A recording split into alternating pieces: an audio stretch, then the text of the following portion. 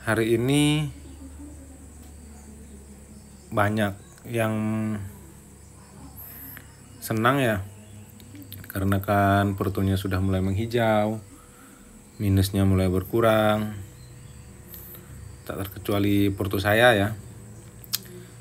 Hari ini ekuitas saya lumayan membaik ya. Terutama kan karena saya mayoritas fokus di BBRI. Kemarin sempat floating hampir 12 juta gitu ya. Ya seperti yang saya katakan sebelumnya, dividen membuat kita lebih kuat, kita lebih tenang untuk menghadapi situasi serupa. Komposisi masih tidak jauh berbeda ya dari planning saya sebelumnya. Cuma ini yang agak kurang bagus, ini posisi cash saya di 8%. Karena lumayan jor-joran kemarin kesempatan masuk di harga murahnya BBRI. Tapi nanti kita akan tambal pelan-pelan atau kita kurangi porsi di BBRI atau saham yang lain. Kembali ya, saya sama-sama mengingatkan ya, kita lebih baik punya satu pemikiran sendiri, tidak terpengaruh orang lain. Jadi ketika kita menghadapi suatu hal di luar planning atau hal-hal mengejutkan lainnya, kita punya cara tersendiri untuk mengendalikan psikologi kita, emosi kita gitu. Seperti kemarin, siapa sih yang gak nakut-nakutin waktu BRI close di 3.800? Itu gak sedikit orang yang sebelumnya kuat atau punya planning untuk hold, ujung-ujungnya malah cut loss karena terlalu sering mencari referensi, terlalu banyak mendengarkan sana sini. Ada yang bilang pemberhentian sebelumnya 3.500 bla bla bla bla bla. Lagi pula kalau memang benar pemberhentian selanjutnya 3.500, ya kan bagus kalau ada dana kita bisa tambah di harga yang lebih murah, jumlah lot kita bertambah banyak. Nah itu maksud saya, kalau ada masanya kita memang harus mencari informasi, harus mencari referensi tambahan. Tapi ada juga kalanya kita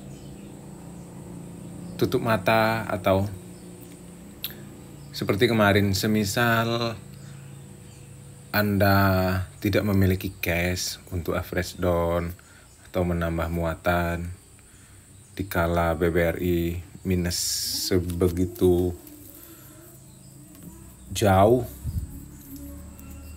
Nah lebih baik gak usah lihat market, pergi liburan atau fokus kerja aja gitu, daripada malam buka YouTube nonton dapatnya yang sesat, yang harusnya kita emang masih hold malah cut loss, besoknya naik. Oke. Kenapa di tahun ini saya masih begitu yakin di BBRI dan mayoritas saya hampir 90% porto saya ada di BBRI? Saya akan mencoba menjelaskan pandangan saya yang tidak terlalu detail gitu. Yang pertama, NPM BBRI masih stabil di double digit, hampir 30% di rata-rata 10 tahun terakhir. Itu bagus ya, dimana memang wajar BBRI memiliki NPM tinggi karena dia bermain di sektor mikro yang juga resikonya lumayan tinggi dari sektor lain. Tapi semua itu ada plus minus. Kita bandingkan dengan BBNI yang memiliki resiko sedikit lebih ringan dari BRI, sedikit tapi. Itu NPM-nya jauh di bawah BBRI dan berdampak ke rasio keuangan dari BBNI. Seperti simple aja kayak return of equity-nya cuma di bawah 10% kalau nggak salah, 10 atau 13% dibanding BBRI. ROE-nya kalau nggak salah tadi saya baca ya belasan atau 20-an% gitu, jauh. Selanjutnya laporan keuangan terakhir di 2023 yang lalu, BBRI masih bertumbuh walaupun tipis. Jadi saya melihatnya dari 2019 itu saya menganggap 2020 itu nggak ada, 2021 nggak ada karena 2020 COVID dan 2021 itu full stimulus. Jadi kinerja nggak mencerminkan laporan keuangan di tahun itu benar-benar nggak bisa kita katakan sepenuhnya itu kinerja bersih BBRI gitu. Jadi 2019, 2022, 2023 itu grafiknya terus meningkat, mulai dari revenue sampai ke net income-nya semuanya meningkat. Bahkan di 2024 BBRI di kuartal 3 saja sudah membukukan 40-an triliun yang memungkinkan di akhir tahun nanti di tanggal 21 atau 20 besok itu rilis kuartal 4 kemungkinan di atas 60 triliun ini, walaupun naiknya sekedar 5% atau single digit lah pokoknya. Itu wajar ya, BBRI sudah terlalu besar dan jangan berharap memiliki pertumbuhan seperti BNGA, NISP, itu nggak mungkin gitu. Katakanlah hal terburuk, BBRI ini nggak tumbuh. BBRI nggak tumbuh, keuangannya tetap, IPS-nya tetap. Nah, di momen-momen seperti inilah ketika harga saham turun, itu kita bisa mendapatkan yield yang lebih besar ke depannya.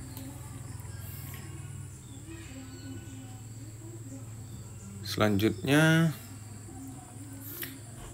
nah ini masih tumbuh.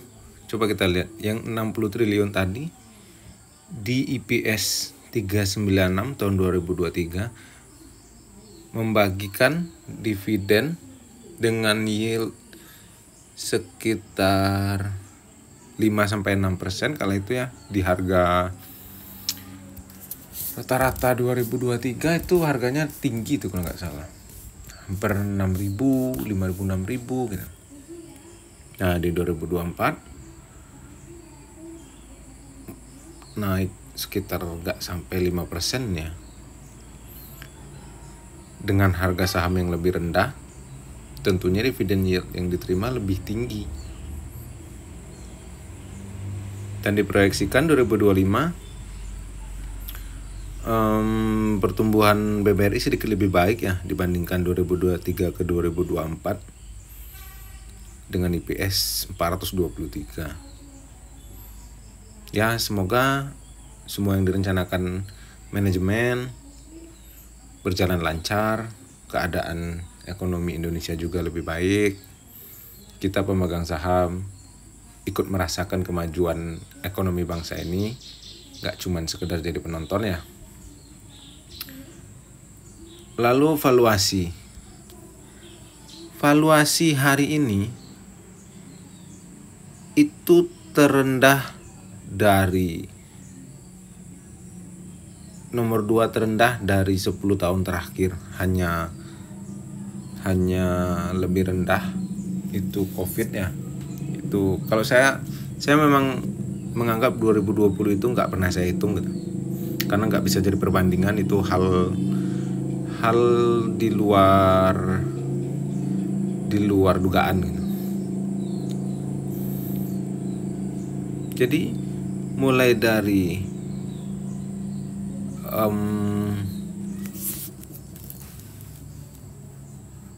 PBV 2,2 di bawah itu menurut saya udah langka gitu. Kalau kita dapat, ya kita beruntung. Saya kebetulan dapat di PBV 2 pas ya, 2 kali ya. Ya udah, saya sudah cukup puas. Karena saya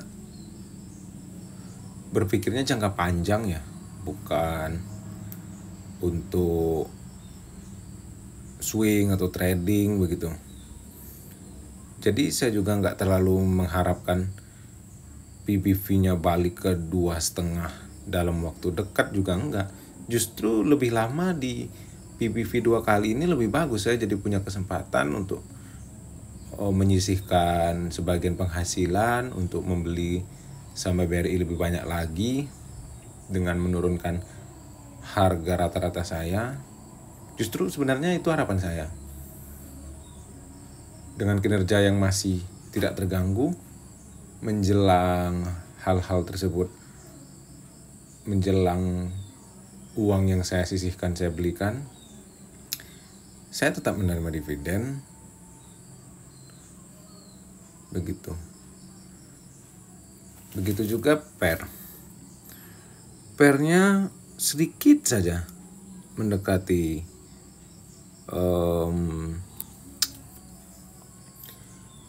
COVID. Ini kan langka sekali ini. Coba kita lihat, hanya terjadi di 2016 dan 2024 ini, akhir 2024.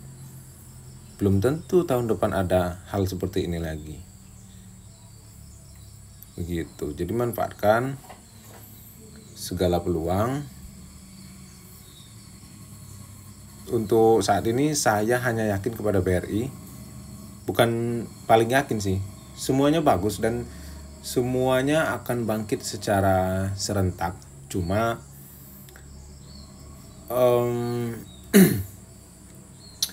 BBRI yang paling dalam jatuhnya, yang paling menarik yield dividennya, dan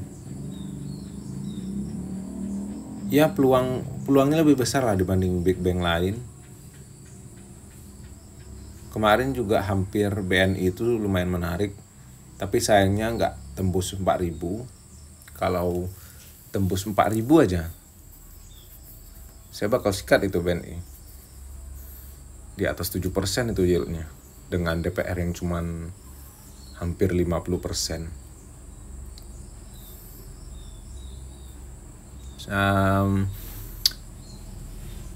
Selanjutnya saya akan mulai melihat-lihat saham lain sepanjang tahun ini, dan sepertinya BRI saya sudah, kalau jadi ini memang permulaan untuk BRI kembali bullish, ya saya memang nggak bakal tambah lot lagi gitu. Saya mulai melihat-lihat saham lain. Saya mulai eh, tertarik ke arah komoditas ya, batu bara. Tapi saya menunggu harga batu bara jebol di $100 dulu. Emiten-emiten yang lumayan bagus ya. Menurut saya suka dengan manajemen di ABMM. Walaupun sekarang sedang menurun ya. Tapi kebijakan-kebijakannya saya suka lah. Sebelumnya saya juga punya PTBA. Tapi karena suatu hal saya memutuskan untuk tidak berinvestasi di sana lagi. Dan ada yang menarik dari sahamnya Pak Garibaldi Thohir ya, Pak Boy. Nanti coba teman-teman kulik sendiri. Saya udah mulai cicil dikit-dikit. Oke, sekian dulu ya. Semoga porto teman-teman juga semakin kuat, mentalnya semakin bagus, dan semua yang direncanakan berjalan dengan baik. Assalamualaikum, sampai jumpa, dan ikuti terus